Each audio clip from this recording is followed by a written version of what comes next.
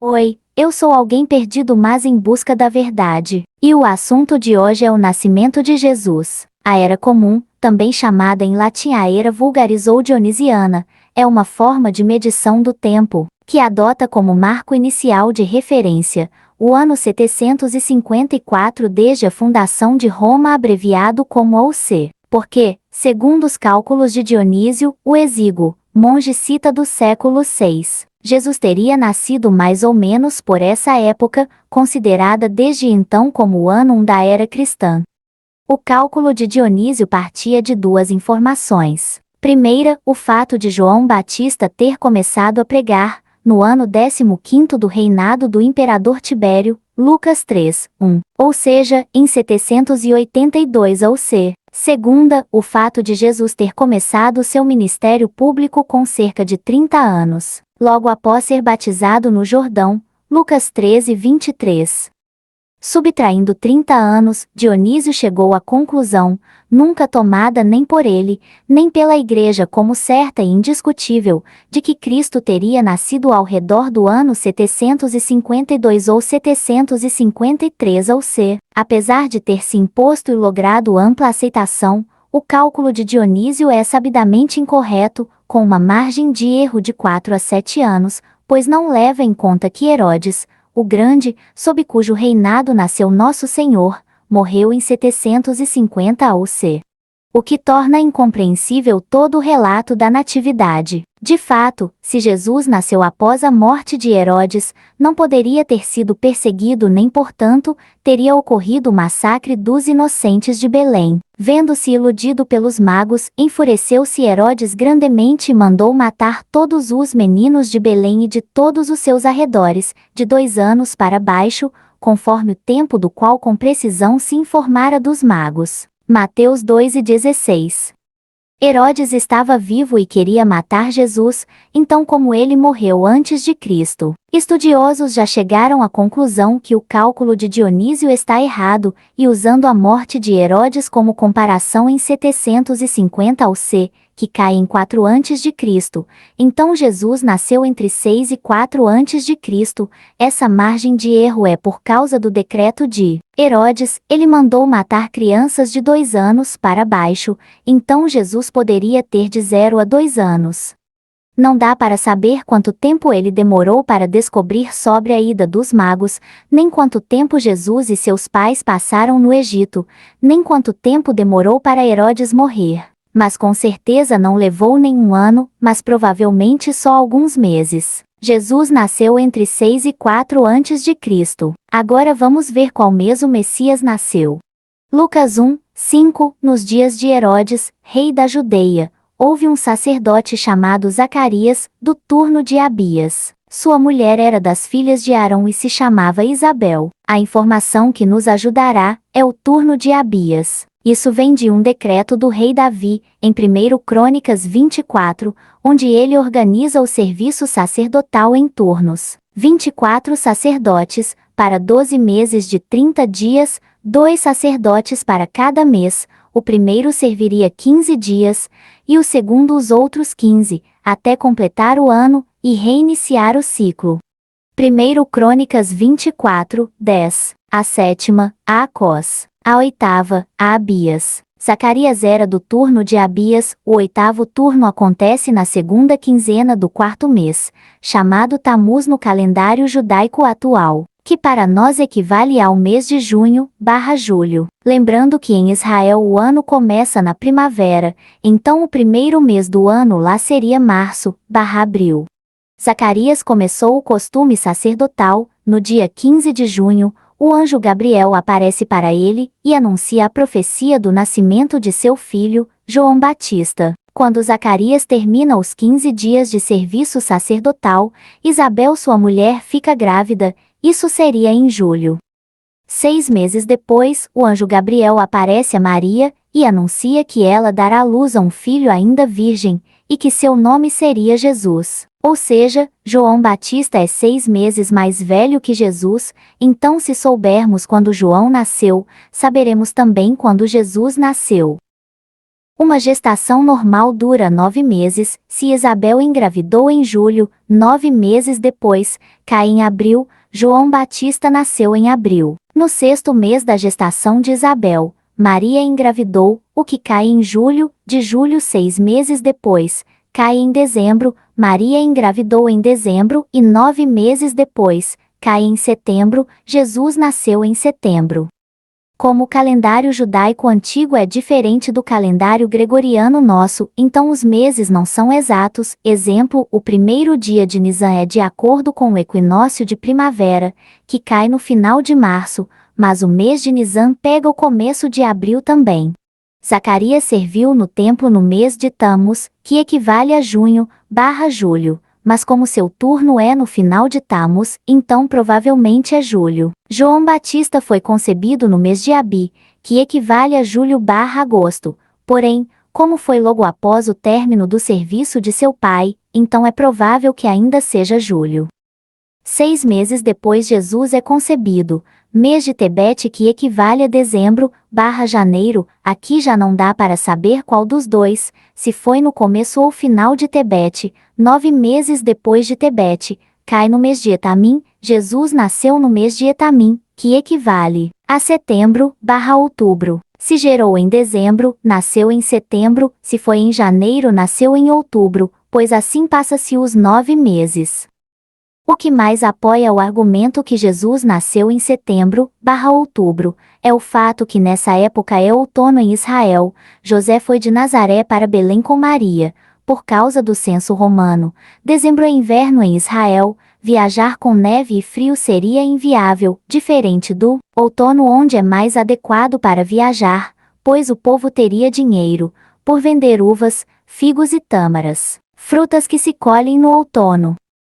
Outra evidência que Jesus não nasceu em dezembro, são os pastores do campo. Eles pastavam com suas ovelhas quando os anjos lhes anunciam o nascimento do Messias. Dezembro é inverno em Israel, os pastores não ficariam no campo vigiando os rebanhos, na neve e no frio. Eles guardariam elas para protegê-las.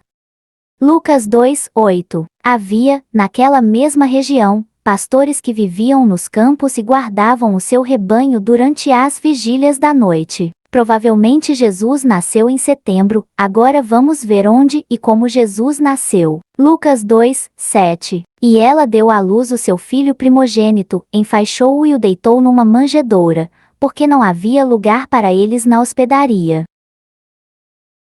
Jesus não nasceu num estábulo, ou gruta, por não haver lugar na estalagem, mas nasceu no piso inferior de uma casa de campo, onde eram guardados animais. O mal-entendido acontece devido à má tradução da palavra grega, kataluma, a mesma utilizada na Bíblia, para descrever o local onde Jesus Cristo fez a sua última ceia, com os apóstolos.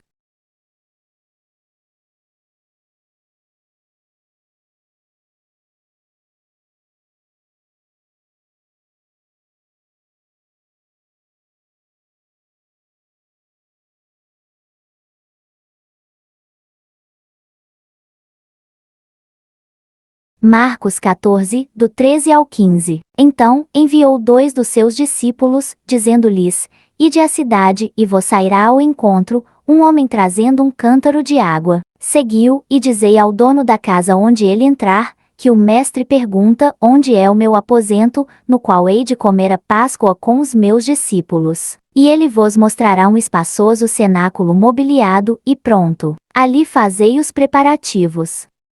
Aposentos aqui, também é, kataluma, o dono da casa em grego é, oikodespotes, tem exatamente esse sentido, dono da casa, pai de família, indicando que é uma pessoa proprietária de uma casa particular, e não um hotel, ou hospedaria. Espaçoso cenáculo não é uma tradução muito exata, anogeon no grego seria, andar superior, uma sala na parte de cima da casa. Ou seja, um pai de família reservou um cômodo, no andar de cima da sua casa para Jesus e seus discípulos e lembrando, eles não pagaram por isso, mais uma prova que não era uma estalagem. A palavra kataluma não é usada para um quarto de hospedaria, mas para descrever a sala de uma casa particular. Estalagem ou hospedaria em grego, é pandokeion, não kataluma. Em Lucas 10, 34, na parábola do bom samaritano, o mesmo leva um homem ferido a uma hospedaria, mas no grego aqui está escrito a palavra pandokeion e não kataluma, dá para ver que não é a casa do samaritano, pois logo a seguir ele paga o hospedeiro pela estadia. Lucas 10, 34 ao 35. E, chegando-se, enfaixou-lhe os ferimentos, aplicando-lhes óleo e vinho, e, colocando sobre o seu próprio animal, levou-o para uma hospedaria e tratou dele. No dia seguinte, tirou 2 denários, e os entregou ao hospedeiro, dizendo, cuida deste homem, e, se alguma coisa gastares a mais, eu te indenizarei quando voltar. Lucas 2, 4. José também subiu da Galileia, da cidade de Nazaré, para a Judeia, a cidade de Davi, chamada Belém, por ser ele da casa e família de Davi. Enquanto Nazaré é provável cidade onde nasceu Maria, Belém é a cidade natal de José, como ele morava com Maria em Nazaré. Quando voltou para Belém, ele provavelmente pretendia dormir na casa de algum parente seu. Isso é tão normal que acontece até hoje. Quantas vezes um parente seu de outro lugar veio te visitar e acabou dormindo na sua casa? Jesus foi colocado numa manjedoura, um tabuleiro, onde se coloca a comida dos animais, e os anjos avisaram os pastores que estavam na região. Esses fatos podem te levar a pensar que faz sentido Jesus ter ficado num estábulo. Porém, naquela época era normal animais ficarem dentro de casa, e provavelmente os familiares de José eram camponeses, e a casa que estavam era uma casa de campo. Isso explica os pastores e os animais. Os animais tinham um espaço demarcado, no andar de baixo da casa, e por isso, Jesus não teria nascido num estábulo, mas no piso inferior de uma casa de família, onde eram guardados animais. O desenho das atuais casas palestinianas apontam nesse sentido. A maior parte das famílias vive numa casa de uma só divisão, com um compartimento para os animais que possam ser trazidos durante a noite, um quarto nas traseiras para visitas, ou um espaço no telhado. A sala de estar da família tinha, normalmente, palha no chão para que os animais se alimentassem, diz o reverendo. Elias levou o filho da viúva de Sarepta, no quarto de cima, mostrando que as casas antigas tinham essa estrutura de andar superior e inferior. 1 Reis 17, 19. Ele lhe disse, dá-me o teu filho. Tomou-o dos braços dela, e o levou para cima, ao quarto, onde ele mesmo se hospedava, e o deitou em sua cama. O profeta Natã usa uma parábola de ovelha para repreender o rei Davi, indicando que naquela época, era normal criar animais em casa. Segundo Samuel 12, 3. Mas o pobre não tinha coisa nenhuma, senão uma cordeirinha que comprara e criara, e que em sua casa crescera, junto com seus filhos. Comia do seu bocado e do seu copo bebia. Dormia nos seus braços, e a tinha como filha.